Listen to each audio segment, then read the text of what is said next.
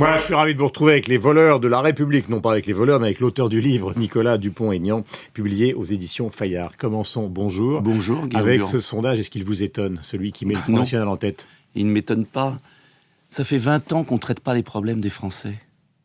Ça fait 20 ans que se succède au pouvoir une classe politique qui a démissionné, qui a confié le pouvoir à Bruxelles à des gens non élus, qui est soumis à des intérêts économiques qui ne s'occupent pas de la France, et que chômage, insécurité, baisse du niveau de l'école, immigration non maîtrisée.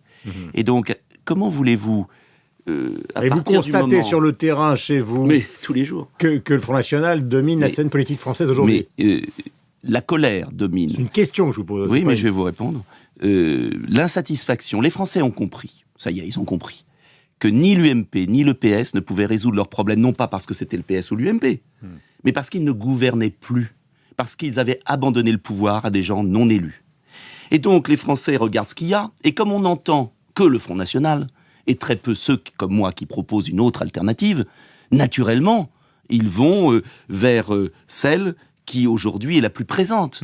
Et je suis convaincu d'une chose, c'est qu'on peut, qu'il faut se débarrasser, je vous le dis franchement, et vous le savez, ça fait longtemps que je combats ce système, je l'ai quitté, qu'il faut absolument se débarrasser du système qui nous gouverne depuis 20 ans. Alors, pour autant, je maintiendrai contre vents et marées que l'on peut se débarrasser de ce système sans pour autant confier la France au Front National. Et c'est tout l'enjeu des prochaines années. On sait que ce système est fini. Simplement, qu'est-ce qu'on va reconstruire? C'est ça l'enjeu. Dans un dialogue du 4 octobre dernier avec Florian Philippot, vous avez dit ou laissé entendre que vous pouviez peut-être vous rapprocher du Front National à partir du moment où ce ne serait plus un parti d'extrême droite. C'est ce que vient de dire Marine Le Pen. Donc, qu'est-ce qui fait la différence aujourd'hui entre Debout la République et eux? Je veux dire, et est-ce que vous avez finalement l'intention peut-être de vous rapprocher d'eux pour les municipales, pour les européennes ou pour d'autres élections? Justement, on veut... Votre question est tout à fait symbolique, c'est pas la première fois qu'on me la pose, et je vais y répondre, hein, rassurez-vous. C'est ça qui est important, ma question est modeste, mais la réponse est importante. Mais je vais y répondre, mais en deux temps, si vous me permettez.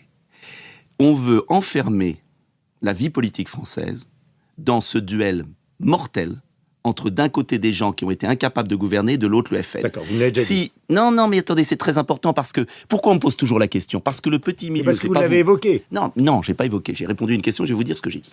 Le petit milieu ne peut pas concevoir qu'on puisse vouloir changer de politique en France et ne pas être Front National. Et donc toute personnalité, ça a été le cas à un moment avec Chevènement, avec Séguin, avec Villiers, avec Pasqua, toute personnalité comme moi, qui défend une autre politique en France, qui veut reprendre la liberté de la France, qui veut redéfinir les lois de la République, immédiatement, Front National. Eh bien, je sur le revendique. patriotisme, il y a des gens comme Chevènement, il y a des gens comme Montebourg, il y a des gens comme... Je vais pas nier, et je vais vous répondre sur le fond. Je vais pas nier que Marine Le Pen a changé par rapport à son père. Et d'ailleurs, elle a repris beaucoup des thèmes que je défendais avec Séguin et que Chevènement défendait. Donc dire aujourd'hui Marine Le Pen est d'extrême droite en hurlant, c'est débile. En revanche, est-ce que l'on a envie de confier la France au Front National, à une famille et un parti qui a des origines d'extrême droite? Je ne le crois pas, parce que moi je suis gaulliste.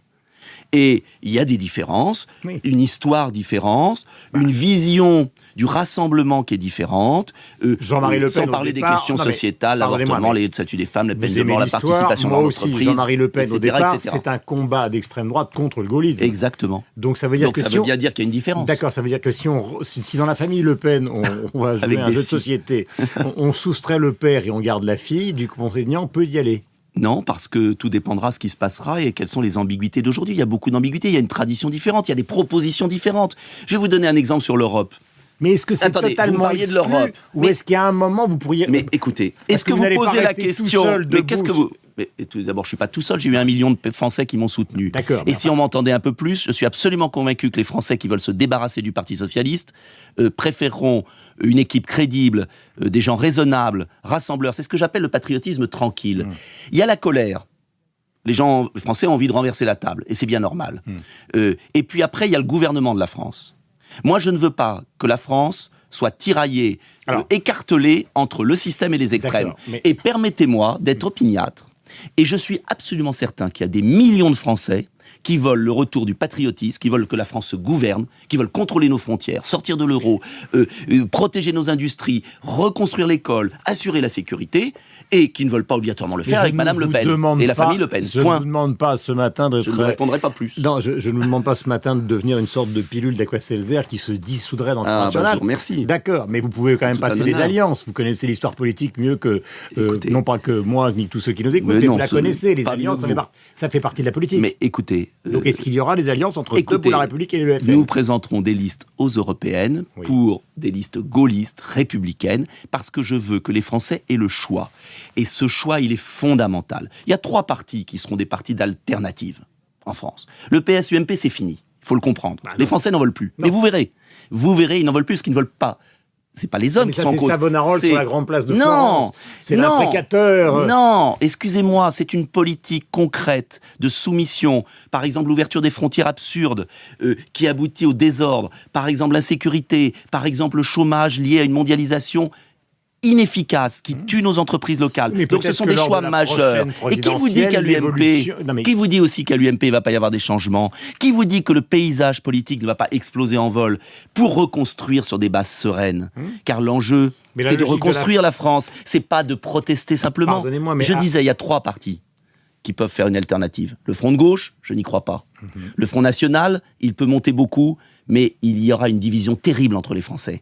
Et Debout la République, avec beaucoup de gaullistes qui viendront de beaucoup d'horizons. Est-ce que vous avez été intéressé par les propos lors de la campagne dernière, présidentielle, de Nicolas Sarkozy, voulant, ça lui a d'ailleurs été reproché, c'était vraiment à la fin de la campagne, rétablir justement les frontières, au sens classique du terme? C'était des propos, comme toujours, en fait Sarkozy-Valls, c'est la même chose. Ces gens-là comprennent que les Français ne sont pas d'accord avec la politique qu'ils mènent. Mais ils l'ont imposée, cette politique. Et donc, avant les campagnes électorales, pendant 15 jours, on dit aux Français, il faut des frontières, etc. Mais tous les Français ont très bien compris qu'ils ne feront rien. Puisqu'ils ont signé des accords européens. S'il revient, peut-être va-t-il changer de point de vue. Ils ont signé des accords européens, ils ont imposé au peuple français une mauvaise Europe qui lie les mains des gouvernements. Il faut revoir ça. Et moi, je m'intéresse au fond des choses. Au-delà de l'écume, il y a le fond des problèmes. Et j'espère, alors c'est peut-être plus difficile comme chemin, j'espère qu'on peut traiter un à un les problèmes des Français en revoyant à la base les choses. D'accord, vous savez que je suis opiniâtre. Je vous demande tout à fait solennellement de me dire si éventuellement, à un moment ou à un autre, il pourrait y avoir des alliances. Aujourd'hui, le parti Front National ne peut pas rassembler tous les Français. Et je suis convaincu que le gaullisme patriotique que je défends est beaucoup plus à même, à terme, de rassembler les Français pour reconstruire le pays. Voilà pourquoi j'ai ce combat. Vous pouvez me dire tout ce que vous voulez. Vous pouvez me dire tout ce que vous voulez. Je ne changerai pas d'avis parce que je mène une action politique et je ne suis pas tout seul, avec beaucoup de gens qui me font confiance. Et nous serons plus nombreux demain encore. Est-ce que vous soutenez les patrons qui sont au bord d'une certaine forme de révolte fiscale ? Bien sûr, mais pour... Parce qu'en même temps, dans votre livre, Les voleurs de la République, vous dénoncez le capitalisme financier et ceux qui va contre l'entreprise. Alors comment peut-on soutenir des gens qui parce que vous confondez 2 choses. Vous confondez l'entreprise. Oui, vous permettez de répondre. Vous confondez, ou vous faites semblant de confondre, ça ne m'étonne pas, vous connaissant. L'entreprise enracinée dans son territoire, qui innove, qui produit, qui est d'ailleurs assassinée par les banques, vu comment elle se comporte dans notre pays, qui est ponctionnée de charges sociales monstrueuses, qui est accablée par un droit du travail tellement complexe, et puis de l'autre côté, des multinationales qui sont parties, et c'est ce que je dénonce, payent 2% d'impôts sur les sociétés en Irlande, transfèrent leur argent dans des comptes offshore, et finalement cassent le capitalisme traditionnel qui doit être enraciné pour être qu'il y ait une saine concurrence. Donc ce que je demande, c'est qu'on baisse les charges sur les entreprises, et j'ai proposé dans mon livre une mesure très simple, qu'on divise par 2 l'impôt sur les sociétés pour les bénéfices réinvestis sur le territoire français. C'est ce qui se fait dans certains États américains. Et en même temps que cette mesure, on la finance en taxant enfin les multinationales qui trichent avec toutes les règles du jeu.